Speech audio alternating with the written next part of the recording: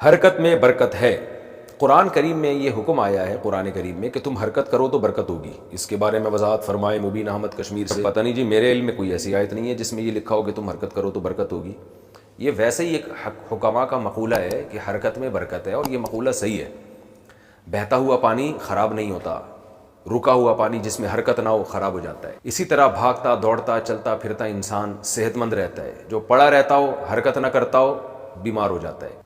اس پوری دنیا کا نظام حرکت پہ اللہ نے رکھا ہے، حتیٰ کہ آپ ایٹم کو بھی توڑیں تو اس میں بھی الیکٹران حرکت کر رہے ہیں، اور یہ پورا نظام جو ہے نا اللہ نے حرکت پہ، سورج حرکت کر رہا ہے، زمین حرکت کر رہی ہے، پورا نظام شمسی بھی سائنسدان کہتے ہیں حرکت کر رہا ہے۔ تو کوئی چیز رکی بھی نہیں ہے کائنات میں، جو رکا وہ مرا۔